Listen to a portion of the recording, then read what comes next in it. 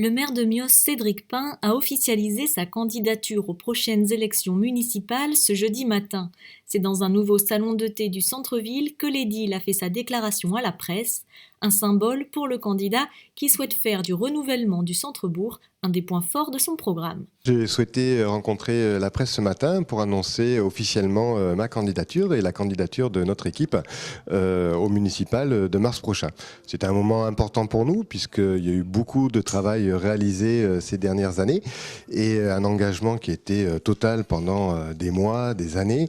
Et aujourd'hui, c'est dire certains projets sont à poursuivre, on souhaite en innover, en lancer de nouveaux. Donc c'est un moment effectivement important de pouvoir déclarer cette candidature. J'ai souhaité attendre que les vœux soient passés pour pouvoir rentrer dans cette campagne électorale. Donc ça commence à partir d'aujourd'hui. On a commencé effectivement par un bilan qu'on pourra présenter au mois de février. Donc c'est vrai qu'on a eu notamment une action forte sur l'urbanisme avec le PLU, avec la renégociation complète de l'écodomaine, en réduisant le nombre de logements notamment, en l'étalant sur le temps. On a retravaillé sur des lotissements, on a retravaillé sur l'urbanisme de façon majeure. Je rappelle que quand même on a sorti 80 hectares à l'urbanisation, donc on a restitué à l'environnement et au monde agricole. Donc c'est un engagement qui était un engagement de campagne en 2014 qui a été tenu.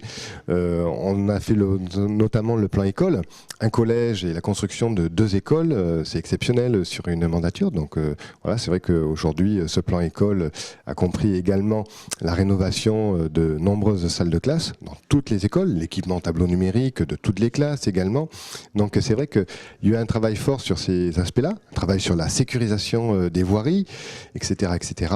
Et notamment un point qui est essentiel, c'est les finances. Voilà, on a pu se redonner une capacité d'autofinancement. On a retravaillé sur les comptes évidemment.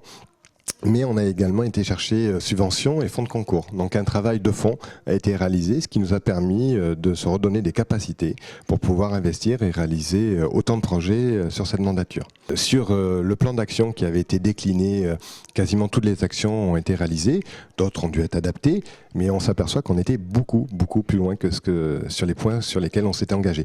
Donc c'est pour nous un bilan qui est extrêmement positif. Alors ce fut pas toujours simple tous les jours, mais c'est vrai que cet engagement, il a été possible grâce à l'implication de tous les élus, ça je tiens à le dire, l'implication des agents, mais également du monde associatif. C'est vrai que on reprend l'exemple de Plémios, des Virades par exemple, c'est 2 très belles manifestations. C'est vrai que ça a pu être possible parce que derrière, on a le soutien, on a quelque part le relais avec le monde associatif. Et c'est vrai que c'est une démarche collective, et ça j'insiste sur ça, qui a permis d'avoir autant de projets, autant de réalisations. Il y a beaucoup de choses qui restent à faire. C'est vrai qu'on parle de sécurisation des voiries, c'est à continuer, il y a beaucoup de choses à faire dessus. D'un point de vue solidarité, on a lancé la résidence intergénérationnelle. On souhaite absolument la poursuivre. C'est un programme très attendu par les personnes âgées, notamment. Certaines sont vraiment en difficulté. On a une liste d'attente importante pour ce projet-là et pouvoir leur proposer une résidence en plein centre-ville pour pouvoir bénéficier des équipements culturels, des équipements du parc Birabeil notamment, du marché, etc. C'est des éléments qui sont très importants. C'est également d'un point de vue sportif, avec le programme, le plan sportif d'équipements sportifs que nous avons lancé. Il y a le futur gymnase, le futur dojo, la future salle de gym, une salle de sport pour tous, un clubhouse pour différents sports. Donc c'est ce plan sportif qu'on souhaite voir aboutir. Et puis un autre projet qui est essentiel, c'est le renouveau du centre-ville. Donc nous avons commencé avec le parc Birabeil.